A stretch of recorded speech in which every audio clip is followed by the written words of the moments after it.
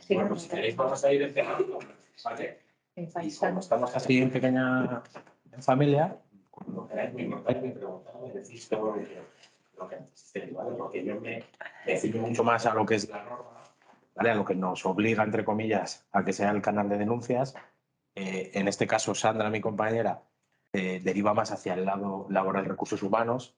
Nosotros siempre hacemos, al menos siempre recomendamos en las empresas en las que administramos el canal de denuncia que haya no dos tipos de denuncias, sino dos canales para atender a esas denuncias. En el mismo canal yo respondo o yo administro, entre comillas, investigo las denuncias que se llevan por todos y cada uno de los delitos que el Código Penal establece que pueden ser cometidos en el seno de una compañía, y entre esas están las de acoso y abusos, que eso sí que recomendamos que sea alguien de recursos humanos quien lleve ese tipo de denuncias. Al final os enseñaré también nuestro propio canal de denuncias, ¿vale? Es el que tenemos dentro de ETL, para que veáis que a través de una aplicación informática, que para nosotros es lo más correcto, porque cumple con todas las características que dice la norma, además son aplicaciones que están certificadas tanto en norma UNE como en norma ISO, ¿de acuerdo? Todas aquellas que tienen que ver con compliance. Se puede llevar de una manera más ágil, más sencilla, muchísimo más controlada todo lo que es el canal de denuncias, sobre todo para las compañías que están obligadas a tener, ¿vale? Sobre todo porque lo importante es, pues, hay dos notas predominantes en los canales de denuncia que tienen que ser el hecho de que yo pueda denunciar de manera anónima, ¿vale? Puedo hacerlo de manera abierta, pero también de manera anónima, que esa denuncia de manera anónima me permita la comunicación bidireccional. Para mí como administrador no tengo por qué saber quién es el que denuncia, pero desde luego se tiene que identificar para que yo pueda tener una comunicación bidireccional con la finalidad de estudiar y investigar ese delito que supuestamente está denunciando, ¿vale? ¿Esto cómo se salvaguarda? Pues con estas aplicaciones. La aplicación exige que aunque tú lo hagas de manera anónima y a mí me llegue de manera anónima, tus datos sí que estén dentro del aplicativo. ¿Eso quién lo conoce? El propietario, digamos, la empresa tecnológica, que jamás va a poder descubrirlo, salvo que haya una orden judicial que diga que se necesita saber quién fue el que formula la denuncia. Si no, no hay manera de saberlo. Están encriptados, incluso dentro de la compañía tecnológica no todo el mundo puede acceder a esos datos, ¿de acuerdo? Sin más, vamos a empezar. Bueno, al final estamos aquí precisamente porque es una de las áreas que controlamos, manejamos desde todo el grupo ETL, ¿vale? En este caso, yo soy el Compliance Officer, perdonadme que utilice el anglicismo, soy el oficial de cumplimiento, ¿vale? Porque soy especialista en materia mercantil y en materia penal, ¿de acuerdo? Al final, el cumplimiento normativo lo que hace es aunar esas dos materias, las responsabilidades penales que se dan dentro de las compañías. Con lo cual, para mí es el perfil adecuado y de lo que más me gusta hablar, de lo que hago todos los días y sobre todo lo que hago dentro de nuestro grupo. Como sabéis, nosotros estamos en la zona norte, tenemos todos esos despachos de la zona norte que están integrados dentro de la firma ETL Global, hacemos asesoría integral de empresa, con todos los servicios que seguramente ya conozcáis, y el grupo ETL Global es un grupo alemán, ¿de acuerdo? Es una firma alemana. A día de hoy, para que os hagáis una idea, si todo el mundo habla de las Big Four, nosotros somos la Big Five desde este año, ¿vale? Ya hemos ascendido a haber puesto número 5 en servicios a empresas. Es verdad que tenemos un target distinto porque las Big Four ya sabéis que se dedican más a grandes compañías cotizadas. Nosotros siempre nos quedamos, por decirlo de alguna forma, en el barro, con pymes, emprendedores y demás. Esos son algunos de los datos de nuestra firma. Es verdad que lo que nos da es poder tener un alcance no solo en territorio nacional, sino a nivel internacional. Podemos tener relación con los compañeros y cuestiones como estas es importante tener esa relación, esa visión internacional, porque todo lo que tiene que ver con cumplimiento normativo, con compliance, pues nosotros vamos a la cola de los países anglosajones, ¿vale? Del Commonwealth. ¿Por qué? Porque para ellos temas de cumplimiento, o sea, el que constituye una sociedad ya sabe que tiene que tener temas de cumplimiento, por pequeña que sea. El tema del compliance allí está más somatizado dentro de las empresas y de los empresarios, y desde el primer día ya llevan a cabo políticas de cumplimiento como pueden ser los canales de denuncia, ¿de acuerdo? Sí que es verdad que nosotros vamos un poco al hilo de ellos, pero a medida que vamos implantando normativas en España, pues vamos cogiendo ese estatus también como ellos. De hecho, si tenéis relaciones con empresas de este ámbito, muchas de las cosas, sí, bueno, muchas. Me atrevería a decir que el 99,9% de las cuestiones que pasan en la compañía pasan por compliance. Siempre recibes una llamada, es que me dice compliance, es que me dice compliance. Es que es verdad. Toda la actividad de una compañía, por pequeña que sea, por negocio pequeño, por cliente pequeño que sea, pasa por compliance. Eso sí que es verdad. Tienen un estricto control en estas materias, que gracias a Dios, de los años que venimos nosotros, desde la crisis del 2007-2008, se están tomando muchas de esas políticas en la normativa española, y una de ellas es el canal de denuncias, ¿vale? Todo esto surge, y lo veremos más adelante, de las distintas modificaciones que se dan en el Código Penal español, ¿vale? Ya desde el año 2010. En España las compañías partimos de la base que en la carrera siempre nos enseñan un latinajo que es societas delinquere non potens, es decir, las sociedades, las compañías no pueden delinquir. Pues esto a partir del 2010 empieza a tomar otro cariz, ¿vale? Ya se empieza a ver cómo pues, se utilizan compañías para cometer delitos. Seguro que os suena más igual la teoría del levantamiento del velo, que es la que utiliza Hacienda cuando quiere imputar un delito fiscal a los administradores, que se hacen a través de las sociedades, ¿no? Aplica esa teoría, y lo que hace es decir, no es la sociedad la que está defraudando estos impuestos, sino son sus administradores que están por detrás moviendo los hilos. Levanta el velo y se cargan los administradores. Bueno, pues eso que ya existía desde hace mucho tiempo en nuestra digamos, burocracia, se traslada a todas las modificaciones del Código Penal. Desde el año 2010 hasta la del 2015, que es cuando ya se introduce verdaderamente la responsabilidad de las empresas como tal, es cuando surge la moda por el cumplimiento normativo, por el compliance penal. También tenemos que diferenciar aquí que compliance es una cosa grandísima, y compliance penal es una pequeña parte de todo lo que puede ser un programa de cumplimiento normativo, ¿de acuerdo? ¿Qué pasa? Que aquí empezamos por el compliance penal porque se da esa modificación en el Código Penal. Es decir, si la norma, que es la norma fundamental que aquí nos interviene, que es el Código Penal, se modifica y dice que las empresas pueden ser responsables de una serie de hasta 42, 43 delitos, pueden ser responsables, pues lo que hago es trasladarlo a eso del cumplimiento, y lo que hago es cumplimiento penal. Adecuo la compañía a que no se cometan o que se prevengan ese tipo de delitos, esos 40 y pico delitos dentro de la empresa, ¿de acuerdo? Claro, sucede que abordar todo esto, todo un programa de cumplimiento, es caro en tiempo y caro en dinero, porque requiere mucha dedicación de profesionales externos que van a trabajar junto a los profesionales internos de la compañía haciendo un checklist y un repaso para elaborar mapas de riesgos y políticas de cumplimiento, ¿vale? Para que sean cumplimentadas y realizadas y llevadas a cabo, y además vivas y se vayan transformando en la vida de la compañía en cada una de las áreas. ¿De acuerdo? No solo, yo no hago un programa de cumplimiento y digo, ahí tienes tu programa de cumplimiento y entiéndetelas como puedas. No, hay que estudiar cada una de las áreas operativas y no operativas de la empresa para saber dónde puedo tener un riesgo de cometer un tipo delictivo de los que se recogen en el Código Penal, e intentar aproximar ese riesgo a cero, que es la teoría general del cumplimiento, el riesgo cero.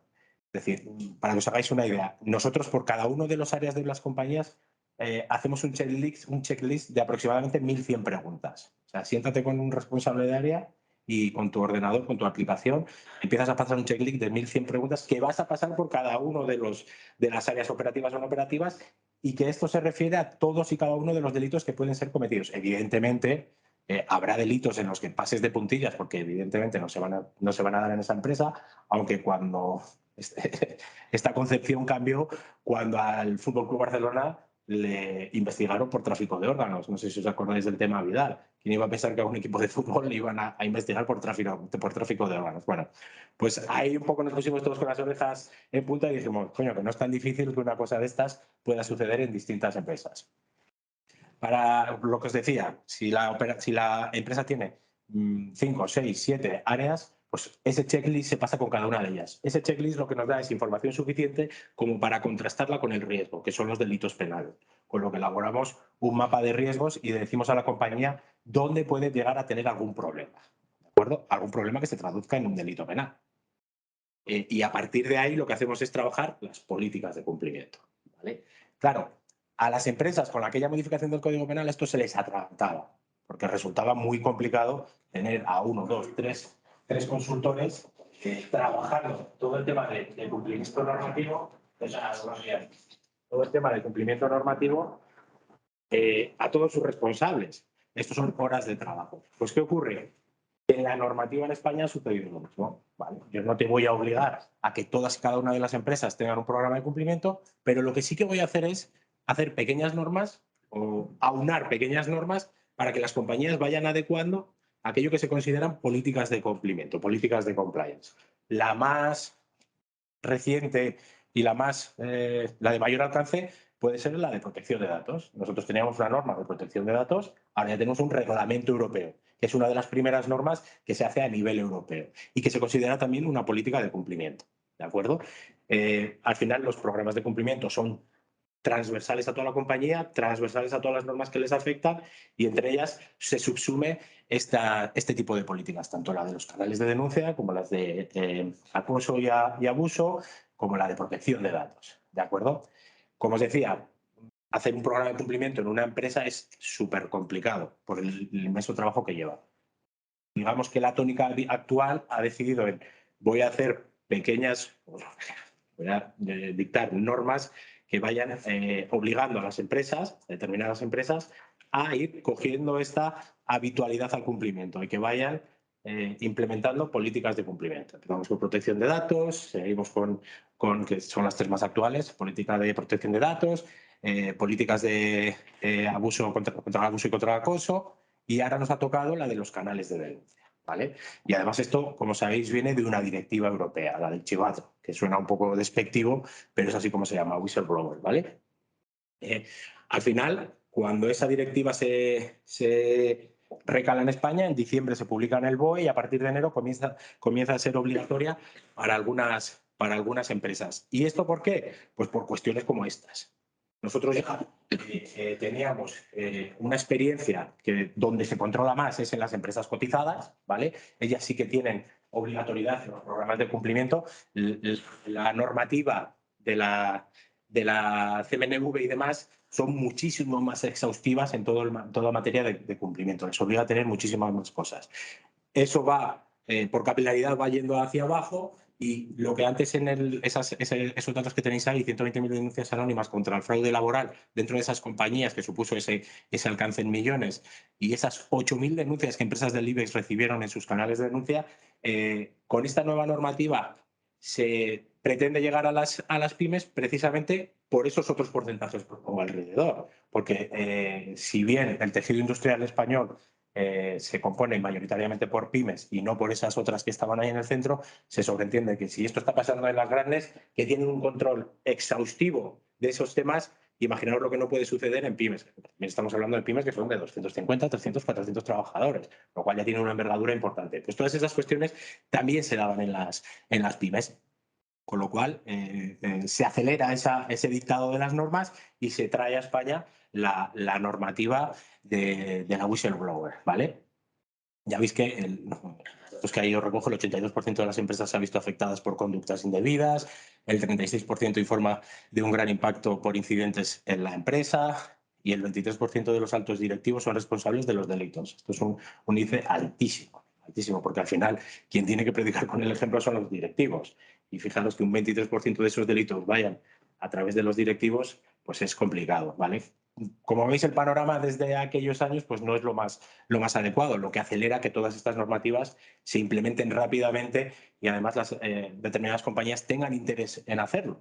De hecho, la mayoría de las que a nosotros nos contactan para este tema del canal de denuncias, al menos aquí en la ciudad de Burgos, que es donde tenemos mayor experiencia, son porque algún problema ya tienen internamente. ¿De acuerdo? Y evidentemente, aunque sea una cuestión aledaña al sentir general del canal de denuncias, la verdad es que el tener un canal de este tipo pues regula muy mucho la situación y el estatus de los empleados, de los directivos. Es decir, parece que es como una videocámara que te está apuntando y con eso evitas que, evidentemente, que esa es la función de los canales, el prevenir que esos delitos se cometan. ¿Por qué? Porque ese canal lo puede utilizar todo el mundo. Es decir, no solo los trabajadores, no solo los directivos, sino que el proveedor o el comprador que viene a mi tienda puede utilizar ese canal. Si bien es cierto que antes del dictado de la norma en España esos canales permanecían, entre comillas, ocultos dentro de la intranet de las compañías para que lo utilizaran solo sus trabajadores. Ahora la norma obliga a que esto se use, estén en abierto, y lo veréis, luego os enseñaré el nuestro en particular, esté abierto para que su uso sea por todo el mundo, por todo el mundo que tenga algún tipo de relación con esa empresa o que tenga conocimiento, que haya tenido conocimiento de que pueda estarse cometiendo un delito en esa empresa. Por eso, precisamente, se colocan, o al menos nosotros recomendamos que se pongan en la página web en abierto. Hay quien lo pone arriba, hay quien lo pone abajo, pero tienen que estar en abierto. ¿De acuerdo? Como os decía, la normativa que nos trae aquí desde la reforma del Código Penal hasta la Ley 23 de febrero, del 20 de febrero, que es la que regula en España ya los canales de denuncia. Pero vamos, todo esto se dinamita y se dinamiza en España después de la modificación del Código Penal del año 2015, que es cuando ya se recoge debidamente la responsabilidad penal de las empresas. ¿A quién obliga? Pues el dato que conocemos todos es a empresas que tengan 50 o más trabajadores. Aquí siempre hay el matiz, el de 50 a 49, el de 50 trabajadores en sí, o la media anual de 50 trabajadores. Sobre esto todavía no hay nada. Lo que sí que hay es lo que dice la norma, eso. Pero yo entiendo que cuando se empiece a dar jurisprudencia, porque ya sabéis que una cosa no dice la norma, otra jurisprudencia, entiendo que va a ser la media anual, porque lo que se está tratando es de regular de alguna manera o de posibilitar a las compañías en las que hay un gran número de stakeholders a que se puedan comunicar deficiencias que estén ocurriendo en esa organización. Y digo deficiencias por no decir delitos. Si lo limitamos a empresas de 50 para arriba, habiendo empresas, como nos pasa a nosotros, que habitualmente tenemos una compañía en la que somos administradores de canal, que habitualmente fijos, por decirlo de alguna forma, tiene 46, 47, pero hay temporadas de trabajo que llega a tener 200, 200 y pico, no tendría ningún sentido. Porque probablemente cabe la posibilidad de que cuando haya mayor riesgo es cuando están esos 250 o 240 o 200. Con lo cual, si yo no le obligo a tener ese canal, pues evidentemente no voy a poder, ni voy a tener a gusto a los 40 que tengo siempre, ni voy a tener a los 200 que tengo puntualmente. ¿De acuerdo? Con lo cual, es verdad que la norma dice por encima de 50 de trabajadores, 50 o más, pero entiendo que esto se empezará a modular y se empezará a hablar de medias. Parece lo más lógico. ¿De acuerdo?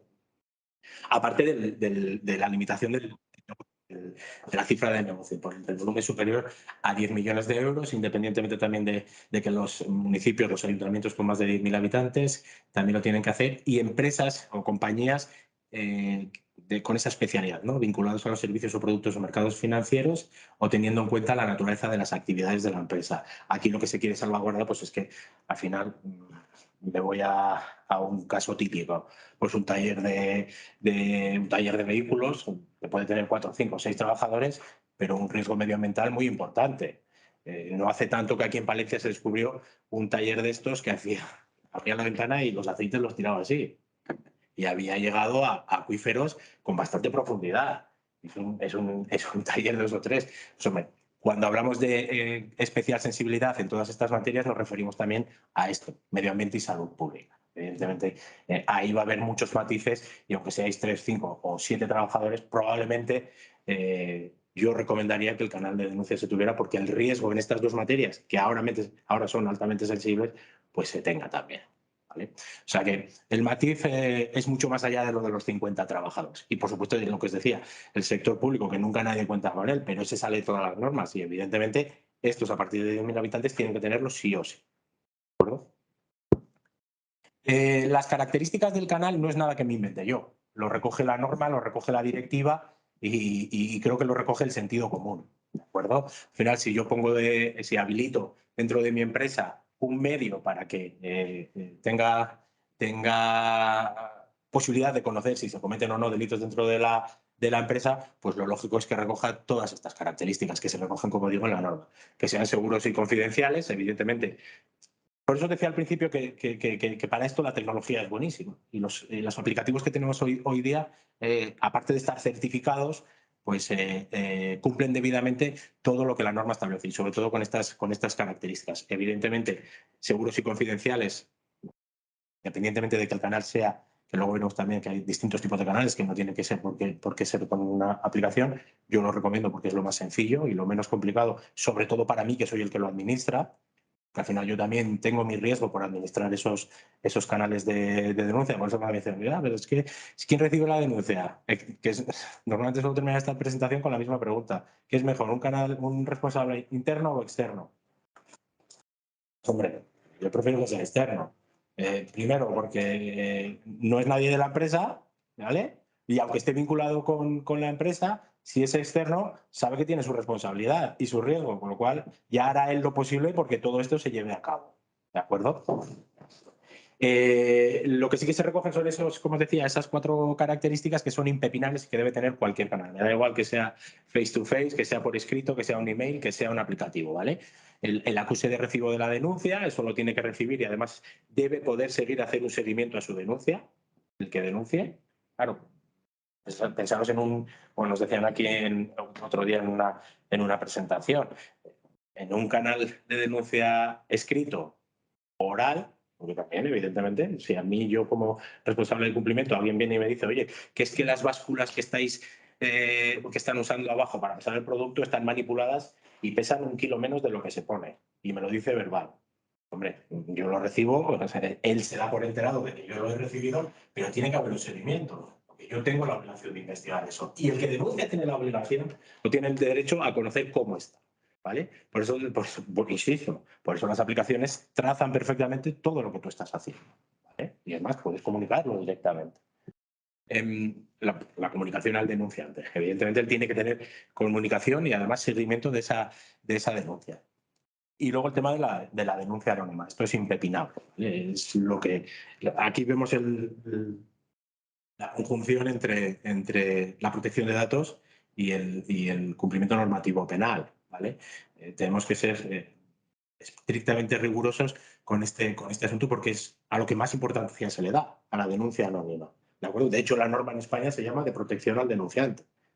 Cual, no olvidemos que lo que se está tratando en esa norma no es para beneficiar a la empresa, que también, que ese es el motivo principal, pero el motivo principal es proteger a quien tenga que denunciar, porque al final siempre se había convertido en un estigma. Alguien que decía que se estaba cometiendo esto siempre era un estigma y siempre se convertía en un arma de doble filo. Lo comentaban el otro día también con la compañera Alicia, que algún chico había escuchado que en alguna empresa le habían dicho que no podían despedirle.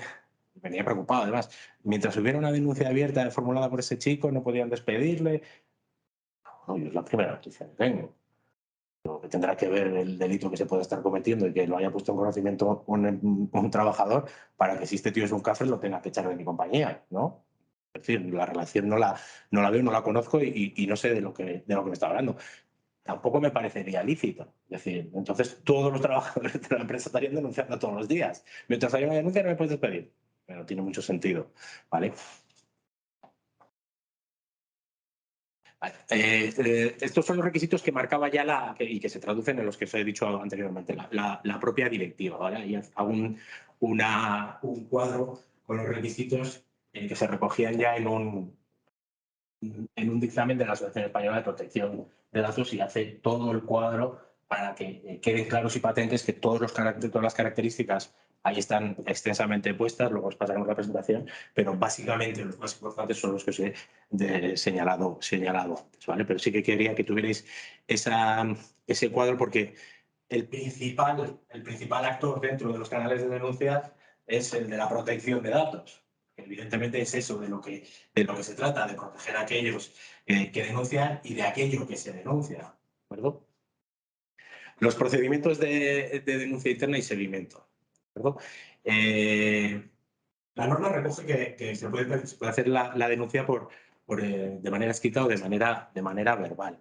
Discutíamos el otro día también, en otra ponencia, el hecho de que se puedan llevar paralelamente dos canales de denuncia en el que yo en uno puedo denunciar de manera verbal y en otro de manera oral, precisamente para cumplimentar y dar esas características o coronar esas características que me exige la norma a la denuncia verbal.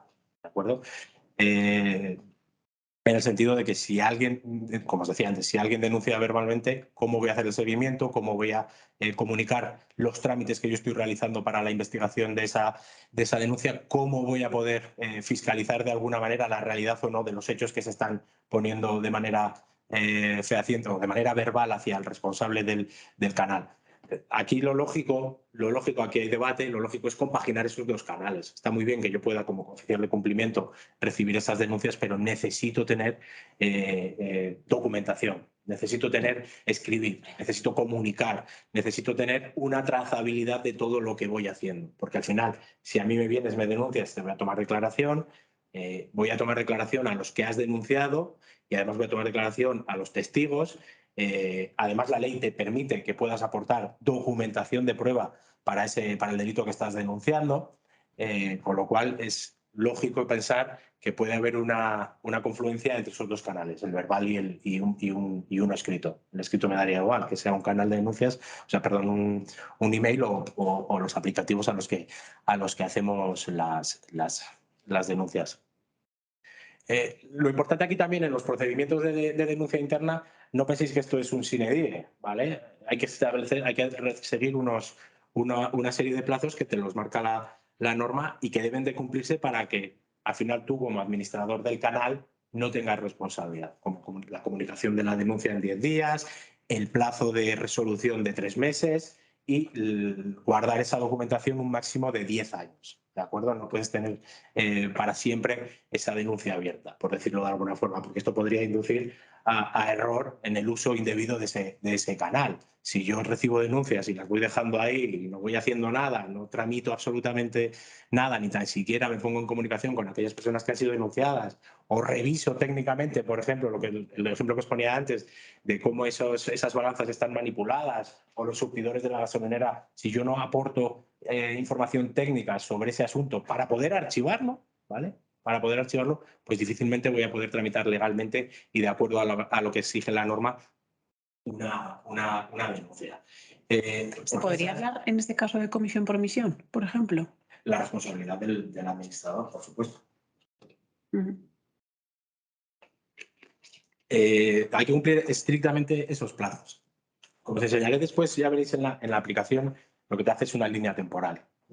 Yo voy cargando datos, voy cargando documentación de las entrevistas que hago con el denunciante, con los denunciados y con los testigos, la propia documentación que te permite al denunciante, pueden ser imágenes, vídeos, grabaciones de voz, tiene que estar perfectamente habilitado para que eso se pueda, porque la norma dice que el denunciante puede poder aportar todas estas cuestiones. Otra cosa es la validez jurídica que luego puedan tener, ¿de acuerdo? Cómo se hayan obtenido esas grabaciones o qué indican esas grabaciones. Pero no debemos olvidar que el canal de denuncias es una autojurisdicción, ¿vale? Es una herramienta que me permite la norma para que, en el caso de que haya indicios de que se está cometiendo un delito en la empresa, yo pueda poner los medios suficientes, esos cortafuegos que son tan famosos, como para que esto no se produzca o no haya efectos a terceros, ¿de acuerdo? Porque en el momento que haya un efecto a terceros fuera de la compañía, casi con toda seguridad vamos a terminar el juzgado de instrucción. Y si tú, como empresario, o tú, como responsable del canal, no has puesto los medios suficientes, aun habiendo conocido la denuncia, la responsabilidad va a ser íntegramente vuestra, ¿de acuerdo? Pero sí que es verdad que los aplicativos te permiten llevar al dedillo esa autojurisdicción, tanto con las denuncias como con la información y la documentación que se aporte para la investigación de esas denuncias. Que no se una denuncia que nos llegue en el canal, sospechemos que puede tener un tema penal, ¿qué tenemos que hacer? Vale, esta es la cuestión. Eso ya es la labor del administrador del canal, ¿vale? Es decir, porque precisamente nosotros recomendamos que quien sea el administrador del canal al menos algún conocimiento jurídico tiene que tener. Porque lo que el canal está vigilando es que no se cometan delitos. Y si no tenemos el concepto de delito somatizado con toda su tipología, difícilmente vamos a poder hacer una precalificación de ese delito. Si efectivamente se está cometiendo indiciadamente se está cometiendo ese delito o es previsible que se vaya a cometer, como os decía, si se puede solventar en casa, se solventa en casa, ¿vale? ¿Por qué? Hay otra cuestión que nosotros recomendamos a la hora de implementar canales de denuncias, y es tener códigos éticos. Al final, la norma imperativa dentro de la compañía para los trabajadores es el código ético. Ahí normalmente o se construyen con las sanciones posibles respecto de determinadas situaciones, ¿vale? Para todo lo demás, el código penal, ¿vale? Pero puede ser que la situación sea temprana y podamos terminarla dentro de la compañía y esto no haya ningún daño más. Pero si evidentemente se están cometiendo, nadie pone medios para solventarlo, porque al final el administrador del canal, no olvidemos que hace recomendaciones y manda informes al consejo o al órgano de administración. Si el órgano de administración, en el plazo que le exige la norma y que le impone no que le impone, pero que le recomienda el administrador del canal, no lo hace, pues no me queda otra que ir al juzgado de instrucción, porque si no me la como yo, como administrador, ¿vale? Si no me la como yo.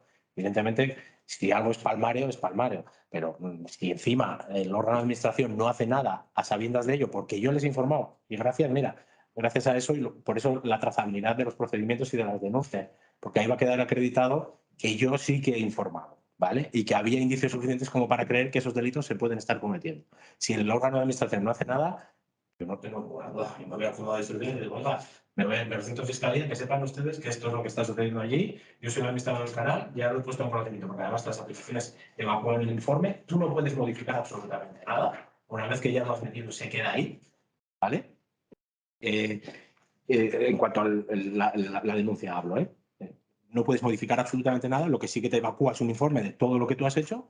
Por eso me voy a la fiscalía y le digo, yo ya he hecho mi deber. Mi deber como administrador del canal era advertir al órgano de administración que podría existir este problema. Que ellos no han hecho nada, yo tengo que hacer lo que sea pertinente para que yo no tenga responsabilidad.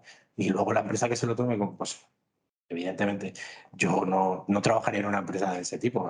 Iría primero a la fiscalía y después le diría que se buscara la vida, lógicamente.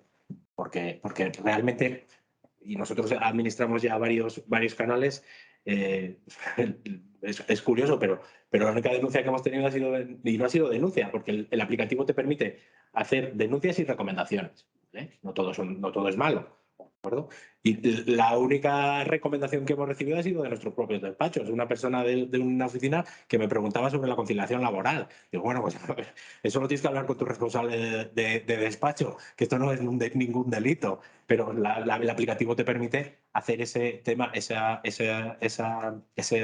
comunicación como denuncia o como recomendación. Pero vamos, que si es palmario, la obligación primera es la del administrador, perdón, la del administrador del canal, sí, al órgano de administración, y si el órgano de administración no hace nada, está el juzgado de instrucción a la fiscalía y decirle, esto está sucediendo y yo me limpio las manos, que hasta aquí es donde puedo actuar. La función de vigía primera es la del administrador de canal, porque es al final el primero que tiene el feedback y la denuncia. Con lo cual, también, si él no hace nada, evidentemente tiene sus problemas, ¿de acuerdo? Bueno, la ley realmente lo he querido detallar, bueno, pero tampoco es necesario porque realmente protege a todo el mundo. El sentido de tener un canal de denuncias es la prevención, ¿vale? Y por tanto la prevención es protección para todos aquellos que tenemos relación con la empresa. Lo que pasa es que la norma sí que de alguna manera dicta o señala personalmente a todas estas, a los empleados públicos y trabajadores por cuenta ajena, autónomos, accionistas, partícipes y personas pertenecientes al órgano de administración, proveedores y subcontratistas y personas que han finalizado la relación laboral o que estén en un proceso de selección. Fijaros el alcance que tiene, la protección. Y la protección tiene este alcance porque la responsabilidad tiene ese alcance. La responsabilidad penal también va a los subcontratistas. Fijaros este último inciso. O que esté en un proceso de selección. Es decir, que alguien viene a hacerse una entrevista a tu oficina, le ocurre algún tipo que pueda ser encajado en esos del Código Penal y la responsabilidad es tuya. Para que veáis el alcance que puede tener los tipos penales y, por supuesto, para eso se pone el canal de denuncias, para que haya, de alguna manera, esa seguridad para todos los que estamos en relación con la compañía. Los tipos de canales, pues básicamente hay estos 4 perfectamente diferenciados, ¿vale? Los digitales los pongo los primeros porque son los que más facilitan el trabajo para el administrador y para la empresa. Porque la empresa al final, normalmente estos canales te permiten tener distintas licencias, no solo la del administrador, ¿vale?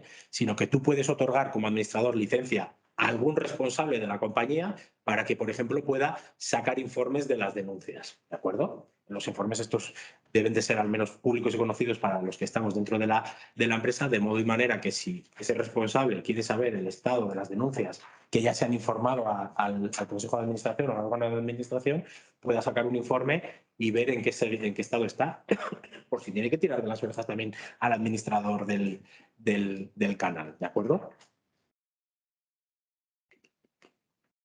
En definitiva, aquí tenemos que tener la certeza y seguridad de que nada de lo que hay dentro de ese canal se va a modificar. Y nada se va a modificar.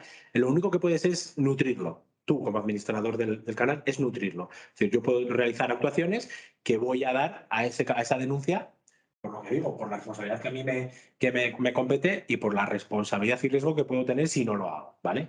El resto de los que allí acudan a ese canal, lo que pueden sacar son informes para ver el estatus de esa denuncia, siempre y cuando el administrador haya informado de ella, porque debemos preservar primero la autonomía del administrador en la investigación de esa denuncia para que cuando él decida ponerlo en conocimiento del órgano de administración o las personas a las que le competa, con la finalidad de atajar la cuestión que se está planteando en esa denuncia.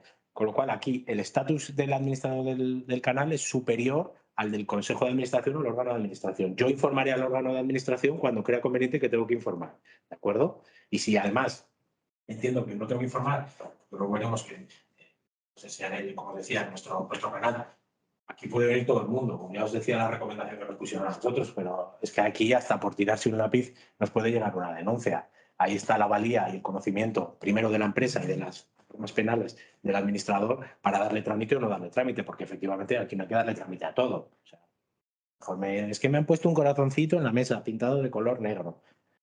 Chico, muy bien, me parece muy bien, pero esto no es, el canal de denuncia no es para esto. Y además el uso indebido de esos canales de denuncia por personas de la compañía puede tenerse también como una coacción, ¿vale? Podemos tener a un tío que está un tío, tía, todo el día dando la matraca con lo mismo, y con uno, y con otro, y con uno, y con otro. O sea, al final, probablemente el administrador del canal se siente con esa persona y le diga, me estás denunciando tonterías, cuestiones que no están sucediendo o que no tienen relevancia penal, y al final estás acusando a la misma persona constantemente por la mala relación que tienes, y al final eso yo lo puedo considerar una coacción hacia él, ¿de acuerdo? Porque mi obligación es informar también al denunciado, ¿vale? Pero lo que pasa es que yo le diré, pues esto es una tontería, lo voy a archivar. Pero también se puede considerar una coacción. No podemos utilizar indebidamente este canal, ¿de acuerdo? También hay situaciones de este tipo y también hay que ponerle freno. Por eso, precisamente os decía que el perfil del administrador del canal, pues al menos algún conocimiento jurídico debería de tener, ¿de acuerdo?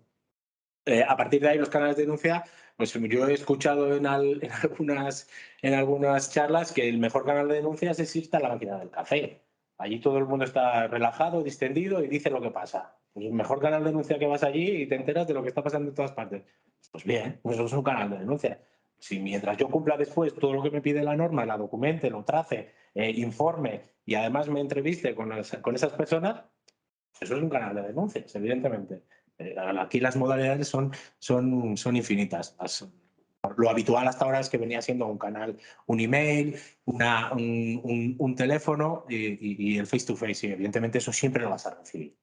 Al final, en el momento en el que dentro de la empresa la gente sabe que tú eres el que lleva el canal de denuncias, pues mira, te pillo por donde estés y te cuento esto que me ha pasado. No es óbice que exista uno para que no exista el otro. El conocimiento, al final, aquí lo que prima es el conocimiento de un hecho delictivo. Si tú sabes que sucede, me da igual el email, teléfono o cara a cara, hay que investigar. Punto. No hay más de romper. Pero como dices, por ejemplo, que un canal sería la máquina de café, lo mismo ahí se hacen comentarios o se dicen cosas que están pasando, pero el que lo dice no quiere denunciar. Se puede obligar a denunciar, dice, ese hecho que tú has contado es denunciable, le tienes que denunciar. Y esa persona lo mismo no quiere denunciarla. Claro, pues yo no puedo hacer nada. No se puede hacer nada. Por mucho que me lo cuentes. Por mucho que lo sepas, si esa persona no quiere denunciarlo, no quiere plasmarlo como denuncia, no se la puede obligar a denunciar. Esa persona tiene derecho a tutela efectiva. Es decir, si ella no quiere, por lo que fuere, hacerlo, porque puede darse que hay una persona que haya observado una conducta de acoso, le diga a la persona acosada, oye, quieres que por lo que fuere yo te ayude, o incluso la propia RLT, quieres que a través de nuestro canal lo que hicimos nosotros, y esa persona dice que no y debe hacerlo, tiene derecho a tener tutelas. Sí. Mira, además es una cuestión en la que estamos ahora en LID, porque, mira, mentira, nos ha entrado una denuncia de otra compañía y es cuestión de esto, de abuso. Y quien ha denunciado es el gerente de la compañía porque ha tenido conocimiento de los hechos. Efectivamente, la que estaba sufriendo ese acoso no quería denunciar, pero sin embargo, yo la he llamado, ha venido a mi despacho y me ha contado todo y lo estamos investigando. Pero la denuncia ha surgido de aquel que ha tenido conocimiento de los hechos. Que también puede ser eso, otra persona, no el Sí, sí, implicado, sí. el acosado. Eso es. Es que además ha hecho la denuncia con nombres y apellidos de las personas a las que estaban cometiendo este abuso, consideramos de momento indiciariamente, pero también hay testigos y también los ha señalado. Y mi obligación es sentarme con todos y cada uno de ellos. Y eso es lo que estamos haciendo. Quiero decir que la denuncia, no, si quieres tú no denuncies, pero si alguien tercero lo conoce, puede hacerlo. Puede hacerlo sin ningún inconveniente. Pero tú como administrador del canal lo conoces en un ambiente distendido, tú no puedes denunciar como administrador concurso. Claro, ahí está la pericia del administrador del canal. ¿Me lo estás contando para que lo lleve a cabo o me lo estás contando para que esté...? Porque claro, si me lo cuentan, ella no lo denuncia, yo estoy atento, voy un día a la línea de producción y veo que eso se está produciendo, entonces ya tengo conocimiento directo. Entonces ya sí que puedo denunciar. Ah, si tienes conocimiento directo, claro. No porque te lo haya Referencia, sí. Referencia, bueno, Ya, es que es confío complicado. plenamente, pero mi obligación y mi seguridad jurídica me la da el hecho de que yo lo vea. Pero si ya tengo el conocimiento y me arrimo por allí y lo veo, entonces ya tengo el conocimiento directo y lo pongo en marcha. ¿Vale? Pero no puedo obligarle tampoco a... Y es como dices la pericia, porque puede también ser un hecho aislado. O sea, ¿qué se entiende por acoso? Está determinado. Hay una determinación, una permanencia, un plazo de permanencia, se tiene que dar una vez a la semana, durante 6 meses. O sea, que también eso tiene que ser parte de la pericia. Además es que las cuestiones de acoso y abuso son las más complicadas. Las bastante más complicadas. Miro a Jesús María porque viene de Vitoria y él es experto también en planes de igualdad y protocolos de acoso. Pero al final es un poco también, perdón, lo que hablabas al principio, ¿no? En ese inicio con las personas que estamos en las organizaciones, el formar esa base, esa cultura de, bueno, de entorno seguro, de que podemos denunciar, de que si vemos algo es bueno que se haga saber porque es bueno para todos. Y eso, bueno, eso cuesta, evidentemente cuesta porque todo el mundo tenemos la responsabilidad. Pues yo qué sé, si los que tenemos hijos, cuando dicen quién ha hecho esto, pues todo el mundo está callado. Y resulta que el jabón está hecho allí, pero hostia, alguien lo ha hecho esto, ¿no? Entonces, es complicado. Es una cuestión que apuntabas, esto es importante, que en los canales de denuncia estamos obligados a publicitarlos, en el sentido de que tienen que estar en abierto, pero hay que formar a la gente, ¿vale? Nosotros cuando implementamos un canal de denuncias hacemos la formación a todos, o sea, todo el mundo tiene que saber que eso existe, igual que sean 5 que 5.000, ¿vale? Y yo me preocupo de que todo el mundo reciba al menos el documento en el que se señala que hay un canal de denuncias operativo, con el código QR si lo quiere, con los puntos en los que está ese código QR y dónde está en la web metido, para que sepa que eso existe. Porque esa también es obligación del administrador del canal, que todo el mundo esté formado y sepa que ese canal de denuncias existe. ¿Vale? Al final es muy intuitivo, pero a mí me gusta enseñarlo, porque es la mejor manera de asegurarte del éxito del mismo, ¿vale? Porque al final el hecho de que tengamos canales de denuncias y, como decía, hayamos recibido una denuncia hasta ahora, bueno, es un éxito en el sentido de que si nadie denuncia, aun sabiendo, como yo sé que todo el mundo sabe que existe, pues eso es que las cosas van bien. Pero si además llega una denuncia, entre comillas, es un éxito también porque la gente lo usa, ¿vale? Y es el canal del mismo. Al final lo de la máquina de café está muy bien, pero a mí dame armas para trabajar y para pelear junto a la compañía todas estas cuestiones. Porque si no estamos de manos atados. Con la empresa como yo. Gracias a Dios en este caso el gerente lo conoce, el gerente lo ha denunciado y lo estamos investigando. ¿Cuántas de esas Director de recursos humanos, hay también la pericia del director de recursos humanos, porque puede ser que no denuncie por muchas cuestiones, por miedo a represalias, por miedo a tal. Entonces, claro, hay que informarle de lo que va a ocurrir, cuál es el protocolo, cómo se va a hacer, que es una denuncia completamente, no es anónima, no puede ser anónima, pero es completamente confidencial.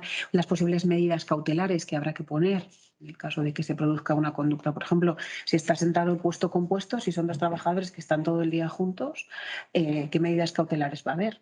Unas distancias. Distancias o reducciones de jornada o modificación de la jornada para que no coincidan en tiempos determinados o eso. Creo que también acoso y el abuso director de recursos humanos tiene su labor, o director de recursos humanos o gerente en empresas pequeñas, tiene su labor para que sepa la persona que va a denunciar que va a tener una serie de seguridad. Al final, en ese tipo de denuncias, imaginaros la situación. Se conjuga el canal de denuncias, el plan contra el acoso, el código ético y el código penal. Imaginaros la situación cuando se da una situación, se produce un hecho de estos. Para mí son las más complicadas y, bueno, yo que soy más jurídico que otra cosa, pues estas me las he quitado de encima y las paso directamente a recursos humanos porque creo que tienen bastante más solvencia que lo que pueda tener cualquier jurista en materia de acoso y de abuso. Creo que el tema laboral y recursos humanos, nosotros lo recomendamos que esas denuncias tienen que ir a una persona experta, no al abogado de turno. Y porque al final en el resto de delitos es sencillo, son los sencillos entre comillas, es el código penal, pero en esto hay algo más, Y es la complicación de la relación entre personas. Pero claro, hay cuestiones como estas que hay que saber de recursos humanos para poder aplicar debidamente y que no vuelva a suceder. Porque la intención aquí es que no suceda nada y que no vuelva a suceder. ¿De acuerdo?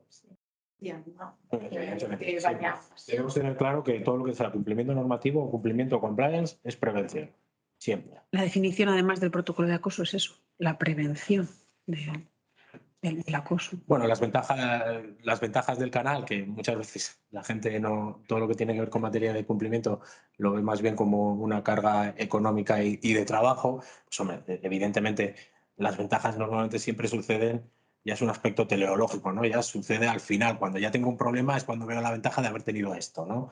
Pero sí que es verdad que lo que engloba todo esto, lo que recoge todo esto es el poder tener una autojurisdicción, es decir, que yo mañana no me encuentre con que uno de mis trabajadores haya jugado de instrucción y me llegue una citación de un juzgado, ¿vale? Aplicar las conductas dentro de las políticas de cumplimiento en una empresa es esa intencionalidad. Vamos a solucionarlo en casa, ¿vale? Y si podemos hacerlo aquí, mejor que si tenemos que ir a un juzgado de instrucción, que va a ser malo para todos.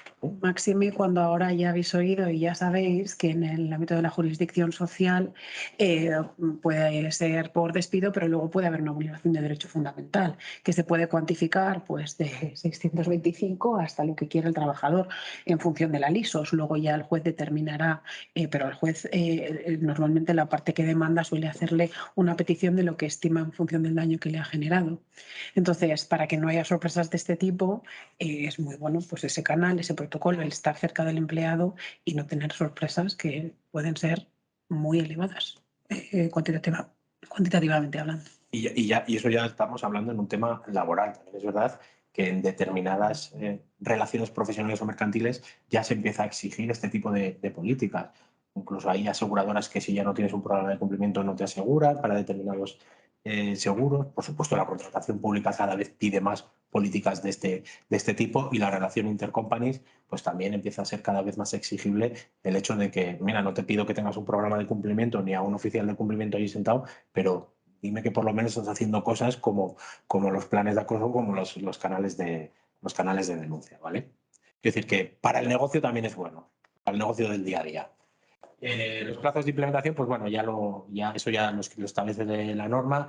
3 meses desde la publicación en el BOE para esas empresas con más de 249 empleados, con más de 49 hasta el 1 de diciembre de este año, o sea que todavía tenemos plazo por delante, igual que los municipios, ¿vale? Que hasta el final de año pues todavía hay cintura para poder implementar todos estos canales de denuncia y vuelvo a lo mismo, no necesariamente tiene que ser un canal de denuncia digital, que lo podemos tener perfectamente controlado nosotros mismos con otro tipo de hecho, lo habitual hasta la aparición de estas tecnologías era un correo electrónico. No tiene mayor inconveniente. Lo que sí que tenemos que ser pulcros en tenerlo debidamente trazado todo aquello que sucede y que hacemos dentro del procedimiento de esa denuncia. La relación...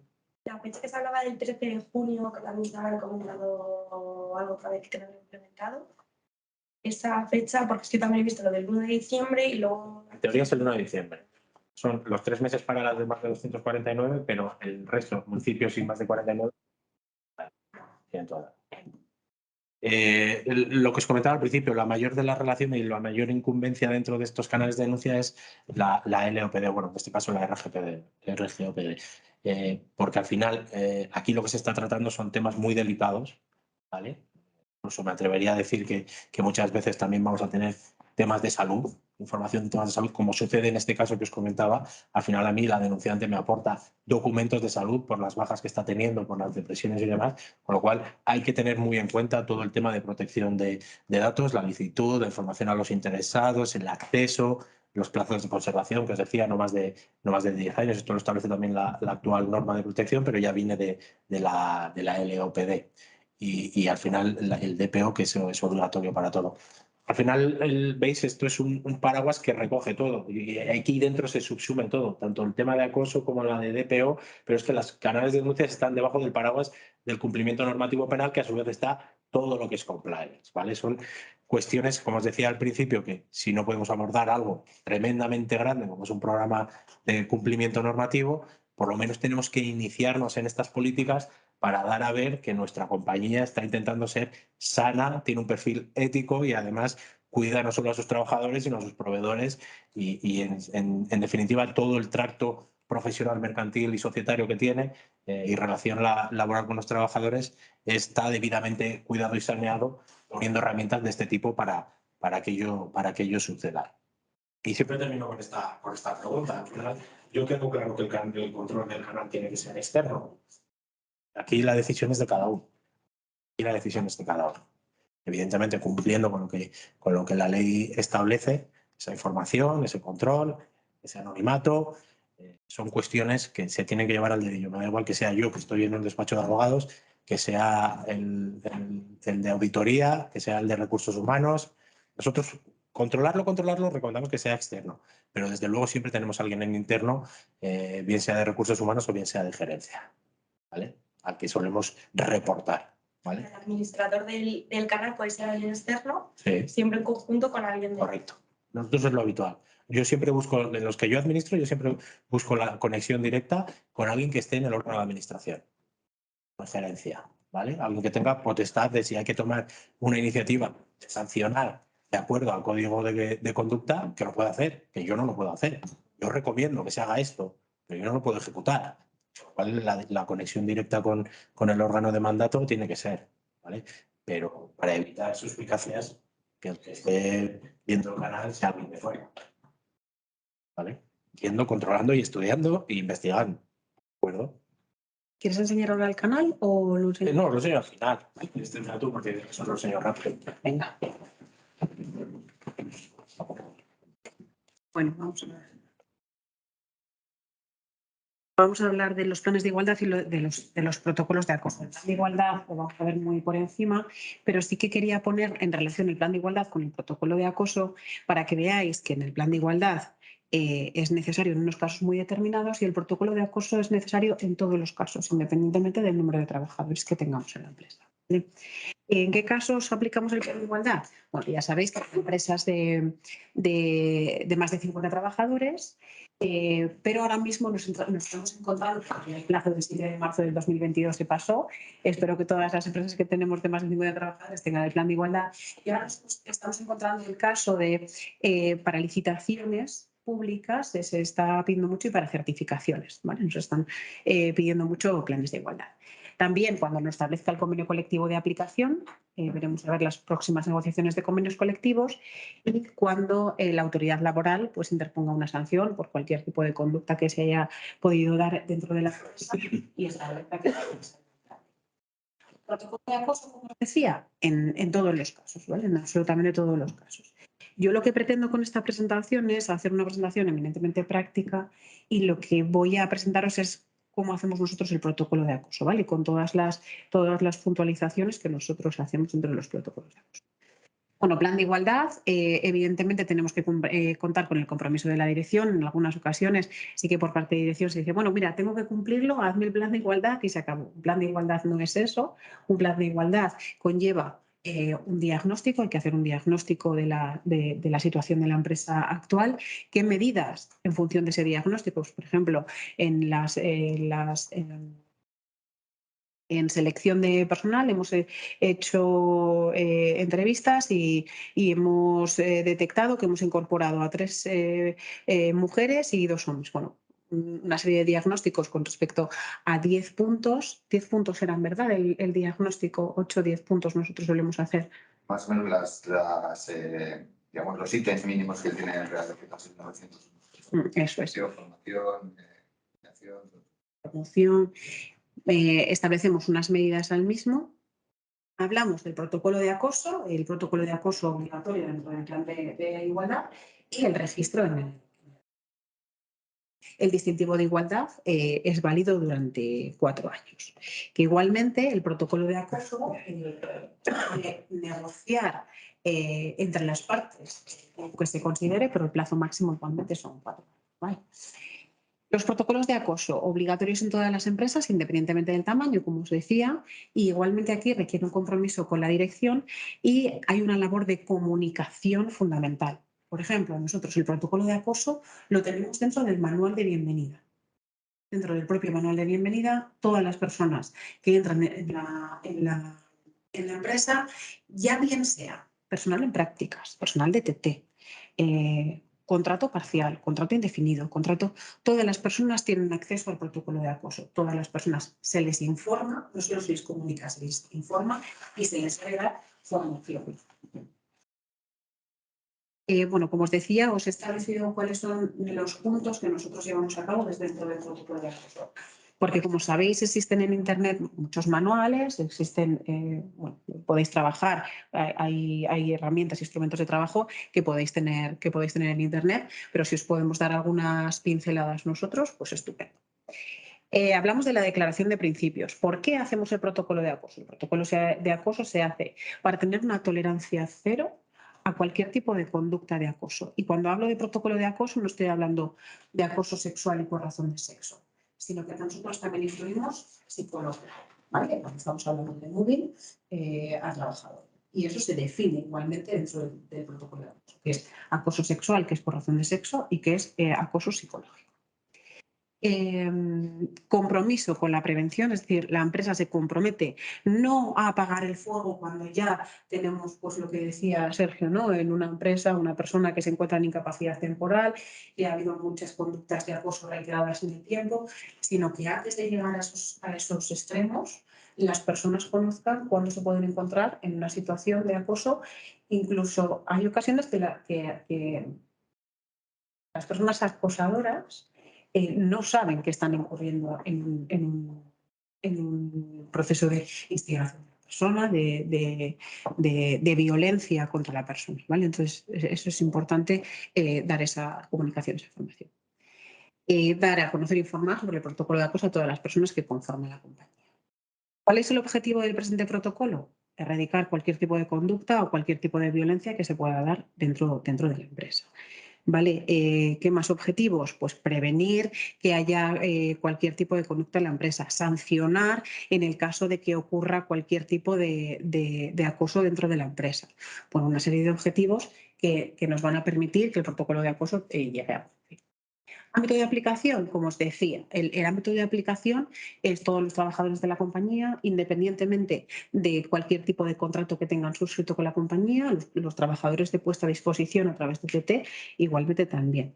Y a personal que venga de cualquier tipo de contrato. Nosotros aquí llevamos una empresa grande de acerolas y tiene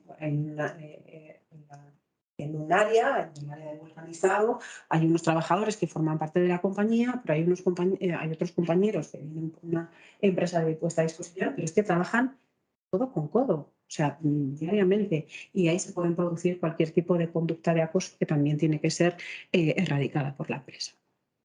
¿Qué excluimos del acoso? Bueno, pues excluimos del acoso los conflictos interpersonales que puedan ser pasajeros. Pues por eso os decía antes, la conducta de acoso se tiene que dar durante un tiempo reiterado, con una automaticidad, digamos, pues una vez a la semana, ¿no? O cada 15 días esta persona pues tiene una mirada o tiene un comentario delante de otros compañeros o se ríe de la manera de hacer de ese compañero. Entonces, no pueden ser conflictos interpersonales pasajeros y localizados en un momento concreto, que se pueden dar en el marco de las relaciones que no tengan la finalidad de perjudicar. Eso de que no tenga la finalidad de perjudicar, hay veces que si es una vez no pasa nada, pero si son varias veces en el tiempo, pues tendríamos que ver si realmente es acoso o no. Por eso luego pongo a continuación que los órganos competentes tienen que asumir esa labor de esclarecimiento.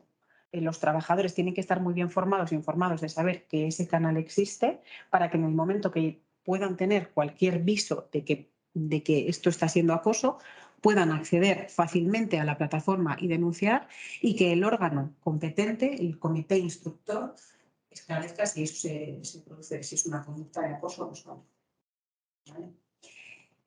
Las definiciones, bueno, son las definiciones que hay que indicar. Igualmente, no solo estas definiciones de acoso sexual, acoso por razón de sexo o psicológico o acoso psicológico, sino que significa pues, que es un insulto, que, bueno, en la amplia espectro de la palabra, todo lo que puede estar dentro del acoso.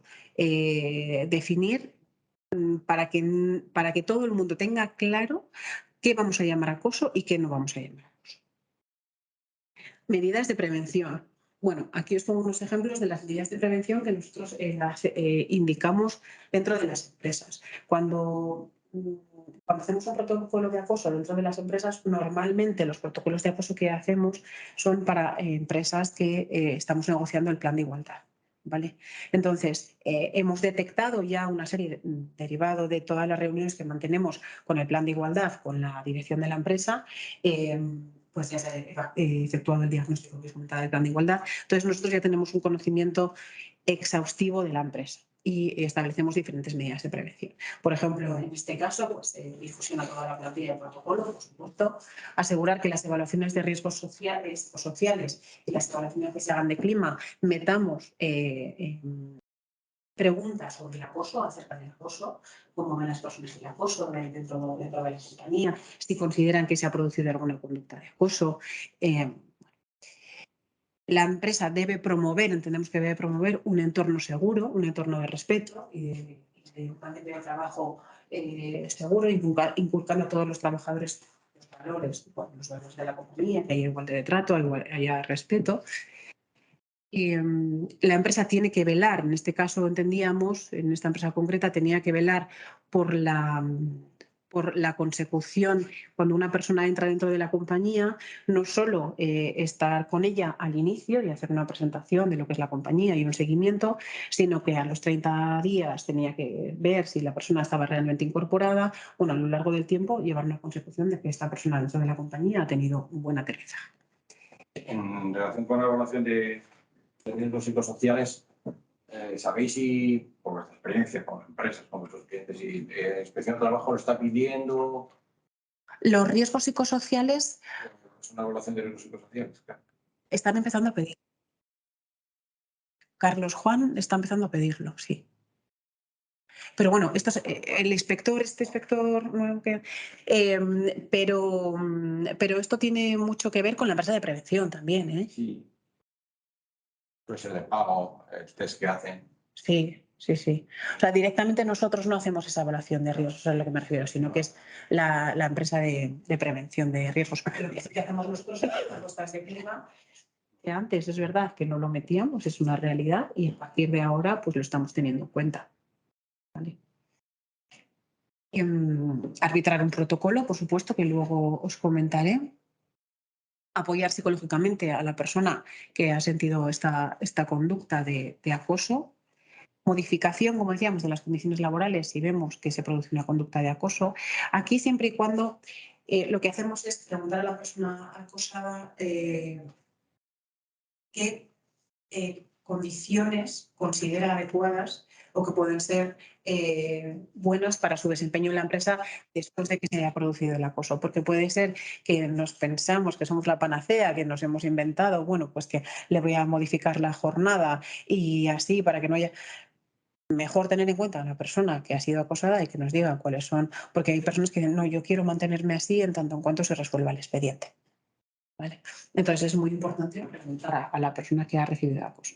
No ponernos como locos a hacer una modificación o no, porque voy a despedir a la persona. Bueno, es importante contar con la persona acosada. Formación o reciclaje para la actualización profesional de la persona acosada, porque puede ser que esta persona acosada haya tenido que tener un periodo de incapacidad temporal.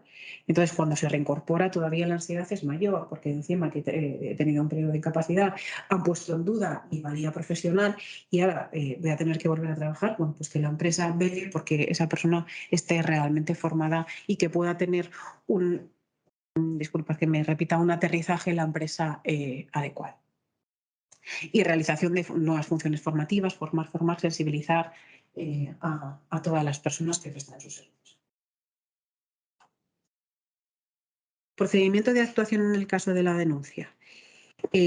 Bueno, lo que hacemos es nombrar un comité instructor. Nombramos un comité en el cual hay una persona de la bancada social, la RLT, hay una persona de la empresa, designada por la empresa, normalmente coincide con el director de recursos humanos, y luego suele haber una persona del comité de igualdad, una persona de las que negocia el plan de. Aquí es importante que la gerencia sepa que este comité instructor va a funcionar y que en el caso de que este comité instructor tenga relación con alguna de las personas acosadas o del acosador o la persona acosada, pueda tomar decisión de cambiar ese comité instructor, porque claro, eso puede generar un problema con respecto a la persona acosada.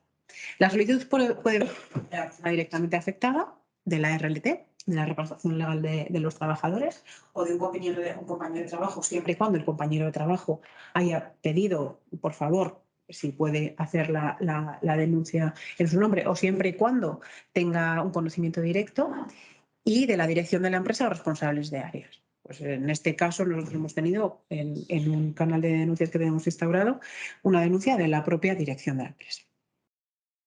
¿Cómo empezamos? Bueno, pues mira, aquí yo creo que lo tengo mejor puesto. Esto lo he sacado del manual de referencia de protocolo para la prevención y la actuación. Está en internet, ¿vale? O sea que aunque no lo veáis, ahí os pasamos la presentación, que sepáis que ese manual de referencia lo podéis encontrar. Primero se hace una presentación de la queja o denuncia a través de. Yo soy partidaria de hacerlo por escrito. De manera oral, en un ámbito social, laboral, me parece que puede tener muchísimo peligro. Entonces, instaría a la persona que lo hace de manera verbal o oral que lo haga a través de escrito. Se tiene que reunir la comisión instructora de estas 3 personas, en este caso, del protocolo de acoso en un plazo mínimo de 3 días.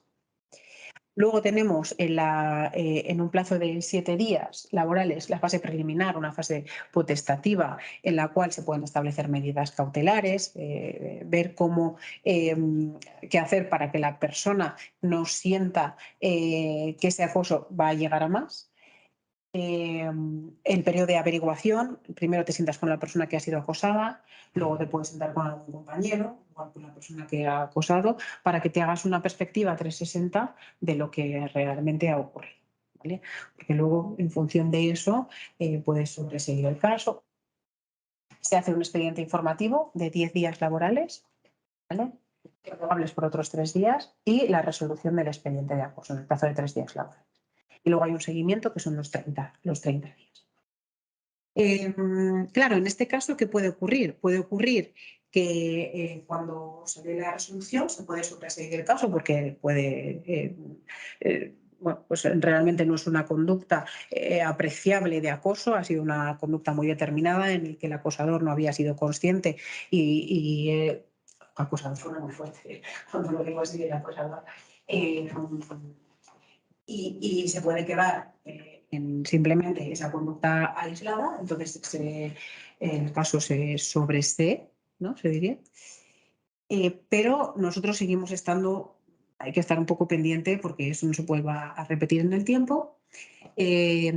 O puede ser que se resuelva mediante un expediente disciplinario de la persona acosadora, en el cual incluso puede haber un disciplinario, como hemos tenido hace poco en una empresa de hostelería, en la que el acoso venía de una trabajadora hacia la dirección de la empresa, y así ha sido demostrado.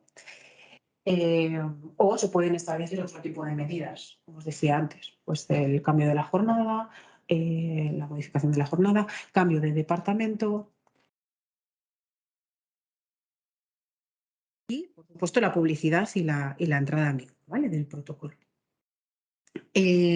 Sanciones. Bueno, pues las sanciones varían en función de la gravedad de la infracción. Si nosotros no tenemos instaurado un protocolo de acoso, esta persona acude a inspección de trabajo y no tenemos absolutamente nada, pues el inspector de trabajo nos puede sancionar, ¿vale?, con una serie leve, grave, muy grave, con unas cuantías determinadas.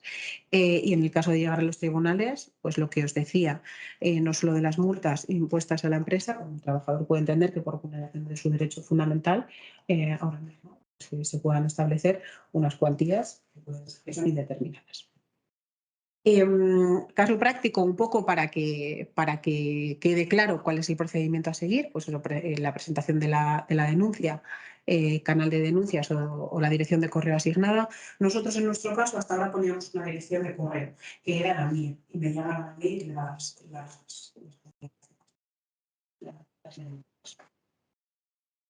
Bien, el demandante afectado, la tercera persona que tenga conocimiento, siempre y cuando tenga el ok de la persona que se ha encontrado acosada. El inicio del procedimiento o de denuncias, bueno, esto es un poco ser redundante. Se inicia a través de la comisión instructora o comité de ética. Claro, si en empresas más pequeñitas es una persona. O sea, no hay opción a 3 personas. Por ejemplo, en vuestro caso, ¿no?, que me decís, sois 4 personas. Pues si sois 4 personas, pues tiene que ser una persona. Así que hay que cerciorarse que esa persona, cuando llegue el caso, y la gerencia sí que tenéis que estar muy pendientes, cuando llegue el caso del acoso, que no tenga una relación directa, de las partes. Recogida y análisis de la información, como decíamos que había 10 días, y la resolución de la solicitud. Y aquí simplemente comentaros un poco que nos encontramos en las mesas de negociación, cuando negociamos el protocolo de acoso dentro del plan de igualdad. Aquí, es complicado. Nos encontramos una vez un caso, en caso sobre todo de denuncia falsa, en el que la bancada social nos indicaba que entendía que no podíamos hablar de denuncia falsa. No sé si a ti te ha pasado. Yo en el protocolo tengo que decir la denuncia falsa y cuando, digamos, damos la formación se le explica pues qué es una denuncia falsa. En principio no hemos encontrado nada igual. La primera sí, es decir, la primera sí que da más problema. Sí. Pero bueno, el tema de la denuncia falsa yo no he tenido ningún caso. La primera... En el protocolo tenemos metido qué es denuncia falsa y que no se va a admitir una denuncia falsa. Porque claro, por ejemplo, eso, una denuncia falsa... ¿cómo lo tratáis vosotros? Porque si hay una denuncia falsa, puede ser que el acosador sea el acosado.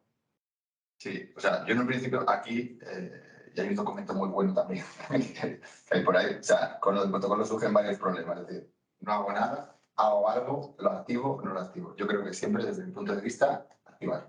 ¿Vale? En la activación y en todo eso lo que vas a hacer la investigación, que es, digamos, tu labor como empresa de decir, oye, esto tengo que actuar de alguna manera, pues sacarás las cosas que te han salido. ¿No? Decir, oye, mira, probemos que no ha habido nada, o lo que vemos es que aquí esto es un conflicto que ha habido aquí, esta denuncia tiene pinta de que no tiene mucho que y para nosotros es falsa, ¿no? Y a partir de ahí, entonces, lo que has hecho tú. Y aquí igual hay que invertir posiciones, porque es la coacción que decías tú antes, ¿no? Es decir, aquí se está viendo un tema que no... El acosador es el acosador y al revés. Evidentemente, si hay RLT y se está llevando ahí con esa comisión, pues hay que llevarlo a la comisión, decir, oye, como hay 3 personas y eso tiene que decidirse, si resulta que eso la es complicado, pero si no, al final en ese informe decir, oye, yo veo esta parte, a mí esto me da un poco que es infundado con las pruebas que tenemos aquí. Evidentemente, como esta parte es interna y luego alguien va a tener ahí la parte externa que está libre de que quiera denunciar donde quiera denunciar, pero creo que sí que hay que legitimar esta herramienta para que sea válida y para que todos nos la creamos en la empresa. ¿No? Es decir, oye, si algo no está bien, los primeros que lo vamos a decir somos nosotros que no está bien. Y esta actitud no es ética ni contigo ni con las personas que estamos aquí. Entonces, no se van a permitir estas actuaciones de denuncias falsas. Entonces, yo abrí este melón porque hay una empresa que nos hizo una consulta y es que una serie de compañeros hablaban de otro compañero que sufría de alcoholismo y que esta persona estaba alcoholizada en su puesto de trabajo. Claro, esto es un sector industrial, una cadena de producción que hay mucho peligro. No es... Entonces, lo que hizo la empresa fue y un poco por parte del trabajador se comprometió a presentar informes indicando que él no estaba alcoholizado. Claro, cuando se demostró que esta persona no era una persona alcohólica, sino que sufría otro tipo de problemática, ahí que nos encontramos. Claro. Por eso lo he comentado. Bueno, el compañero decía las 3 tipologías de acoso, pues cuando hablas de acoso sexual por razón de sexo o acoso psicológico. Ahí, por ejemplo, sí, yo me he encontrado problemas negociando planes de igualdad que me han dicho no, nosotros por premisa del sindicato no lo vamos a meter ahí. Oye, pero si da igual, no lo vamos a meter ahí. Y no lo vamos a meter ahí y de momento ahora... Es que al final es una línea fina. O sea, quiero decir, es una línea muy fina porque el psicológico, porque, perdonadme, pero si te dicen, no, es que tú eres una zorra. ¿Qué es? ¿Por razón de sexo? ¿Por razón de sexo o es psicológico? Porque claro, un día puede ser ese insulto, pero otro día puede ser... Bueno, sí. El otro día ha habido una jornada en el Observatorio Vasco de Igualdad, Sí. presencial, y yo por lo poco que he visto, tal, sí que decían que bueno, la entrada única yo salía diciendo y me llevo. Sí, es que yo también lo entiendo así. Yo también lo entiendo así. Y nada, simplemente pues eso, el tema de las sanciones que ya os he comentado. Y eso, un protocolo de acoso y un canal de denuncias. No sé si tenéis dudas o si Sergio quieres enseñar el canal, porque así Sí, yo creo que les va a ver si me a ayudar a... puedo conectar a la sesión.